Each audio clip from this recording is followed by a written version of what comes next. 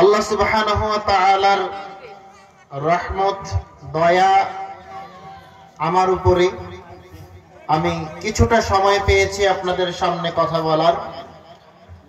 আপনাদেরকে অতি সংক্ষিপ্ত সময়ে আল্লাহর রাস্তায় দান করা, আল্লাহর রাস্তায় সাদকা করার ফজিলত সম্পর্কে দুইটা কথা বলে যাব ইনশাআল্লাহ।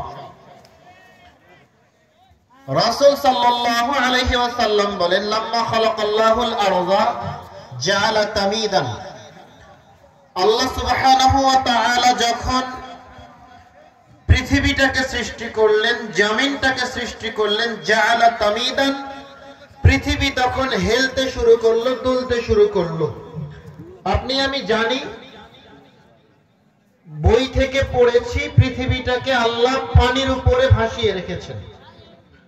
তো যেহেতু পৃথিবীটা পানির উপরে ভাসমান রয়েছে, আল্লাহ সুবহানাহু ওয়া তাআলা যখন পৃথিবীটাকে সৃষ্টি করলেন, পৃথিবীটা হেলতে শুরু করেছে, দুলতে শুরু করেছে। ফাখালাকাল জিবালা, পৃথিবীটাকে স্থির করার জন্য আল্লাহ সুবহানাহু ওয়া তাআলা পাহাড় সৃষ্টি করলেন। পাহাড়কে সৃষ্টি করে বলছেন, পাহাড় পৃথিবীটার উপরে স্থির হয়ে যাও। পাহাড়ের কারণে পৃথিবীটা স্থির হয়ে গেল। আপনি সূরা নাবা পড়ে দেখেন, আল্লাহ রাব্বুল আলামিন সেখানে বলেছেন, ওয়াল জিবালা আওতাদা, আমি পাহাড়কে সৃষ্টি করেছি পেরেক হিসাবে, খুঁটি হিসাবে। আপনি যখন আপনার বাড়ি তৈরি করেছেন, টিনের ছাউনি দিয়েছেন, ওই টিন যেন উড়ে না যায়, পেরেক মেরে দিয়েছেন, দেন নাই? তো আল্লাহ সুবহানাহু ওয়া তাআলা এই একই রকম ভাবে পৃথিবীটা যেন নড়াচড়া না করে স্থির হয়ে থাকে, এই জন্য পাহাড় সৃষ্টি করলেন। পাহাড়ের শক্তি দেখে ফাআজাবাতিল মালায়েকা, ফেরেশতারা অবাক হয়ে গেল, আল্লাহ এত বড় একটা পৃথিবীটাকে এই পাহাড়গুলো স্থির করে দিল।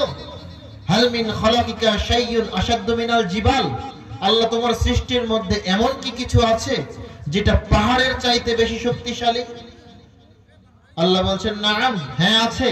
কি কি পাহাড়ের চাইতে শক্তিশালী কি হতে পারে?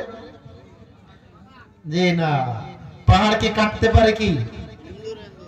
পাহাড়কে কাটতে পারে লোহা। লোহা এত বড় বড় পাহাড়গুলোকে কেটে একেবারে সমান করে দিচ্ছে লোহা। আপনারা কোদাল দিয়েও কাটেন, ওই যে বড় বড় বুলডোজার, বড় বড় ওই যে পাহাড় কাটার যে মেশিন, একেবারে কিছুক্ষণের মধ্যে পাহাড় কেটে একেবারে সমান করে দিচ্ছে। আল্লাহ বলছেন আল হাদিদ, হ্যাঁ পাহাড়ের চাইতেও শক্তিশালী একটা জিনিস আছে, সেটা হচ্ছে লোহা। ফেরেশতারা বলছেন, আল্লাহ হাল মিন খালাকিকা শাইউন আশাদ্দু মিনাল হাদিদ, লোহার চাইতে শক্তিশালী কিছু কি আছে? আল্লাহ বলছেন, নাম, হ্যাঁ আছে। কি? আন-নার, কি সেটা? আগুন। লোহাকে একেবারে গলিয়ে দিতে পারে কে? আগুন। তাহলে পাহাড়ের চাইতে শক্তিশালী হচ্ছে লোহা, লোহার চাইতে শক্তিশালী হচ্ছে আগুন। ফেরেশতারা বলছে, আল্লাহ হাল মিন খালাকিকা শাইউন আশাদ্দু মিনান নার, আগুনের চাইতে কিছু কি শক্তিশালী আছে? আল্লাহ বলছেন, নাম, হ্যাঁ আছে। কি সেটা? আল মা, পানি। দেখেন না, এই যে সচিবালয়ে গত পরশুদিন আগুন লেগে গেল, ফায়ার সার্ভিস দীর্ঘক্ষণ চেষ্টা করে করে করে করে করে করে আগুন নিয়ন্ত্রণে নিয়ে এসেছে। এখনো যেখানেই আগুন লাগুক, প্রথমে কি নিয়ে যাওয়া হয়? পানি নিয়ে যাওয়া হয়। তাহলে আগুনের চাইতে শক্তিশালী কি? পানি। এবার ফেরেশতারা বলছে, আল্লাহ হাল মিন খালাকিকা শাইউন আশাদ্দু মিনাল মা, পানির চাইতে কিছু কি শক্তিশালী আছে? আল্লাহ বলছেন, নাম, হ্যাঁ আছে। কি সেটা? আর রিহ, বাতাস। পানির চাইতে শক্তিশালী কে? বাতাস। একেবারে দেখেন, বাতাসের মাধ্যমে জলীয় বাষ্প হয়ে পানি উড়ে চলে যাচ্ছে। বাতাস পানিকে উড়িয়ে নিয়ে চলে যাচ্ছে, আপনি দেখতেও পাচ্ছেন না। পানি যে উড়ে যাচ্ছে আপনি দেখতেও পাচ্ছেন না, অথচ আপনি খেয়াল করছেন গতকালকে আপনার পুকুরে পানি ছিল 1 হাঁটু, আজকে নেমে গেছে তার চাইতে আরো 1 টাক করে নিচে গেল কোথায়?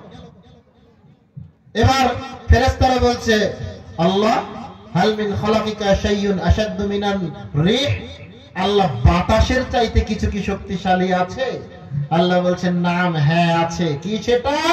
সাদাকাতু বানি আদম, মানুষের দান সাদকা, মানুষ গোপন ভাবে যে দান সাদকা করে, গোপন ভাবে যে দান করে, এই দান, এই সাদকা পৃথিবীতে সবচাইতে শক্তিশালী জিনিস। সুবহানাল্লাহ। দান করবেন, দান করা থেকে কখনো বিরত থাকবেন না। উম্মে সালামা রাদিয়াল্লাহু তাআলা আনহা বলেন, قال لي رسول الله صلى الله عليه وسلم, আল্লাহ রাসূল সাল্লাল্লাহু আলাইহি ওয়াসাল্লাম আমাকে বলছেন, উম্মে সালামা শোনো, তাসাদদাকি, দান করো, সাদকা করো, ওয়ালা তুই, গুনে গুনে দান করিও না, ফায়ুই আল্লাহু আলাইকি, তুমি যদি গুনে গুনে দান করো আল্লাহ তোমাকে গুনে গুনে নেকি দেবে, আর তুমি যদি না গুনে অগণিত ভাবে দান করো আল্লাহ তোমাকে অগণিত সওয়াব দান করবেন। সুবহানাল্লাহ। তার মানে আপনাকে যখন বলা হচ্ছে, বা আপনি যখন মসজিদে যাচ্ছেন বা কোথাও দান করতে যাচ্ছেন, আপনার কাছে কেউ যখন ভিক্ষা চাচ্ছে বা দান চাচ্ছে, আপনি পকেট থেকে টাকার বান্ডিল বের করছেন, সবার উপরে আছে 1000 টাকার নোট, উল্টিয়ে রাখলেন, মানে ওটা দেওয়া যাবে না। তার নিচে আছে 500 টাকার নোট, ওটাকেও উল্টিয়ে রাখলেন, মানে ওটাও দেওয়া যাবে না।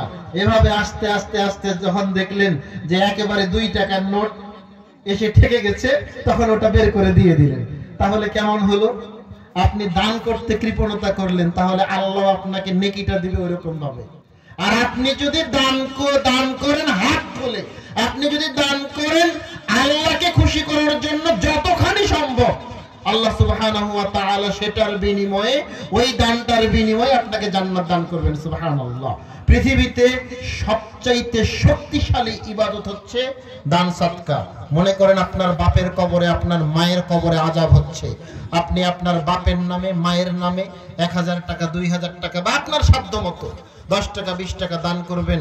আপনার ওই টাকাটা যদি হালাল হয়, আর আপনি যদি এভাবে বলেন, আল্লাহ আমার মায়ের পক্ষ থেকে বা আমার বাবার পক্ষ থেকে আমি এটা দান করলাম, আপনার এই দানটা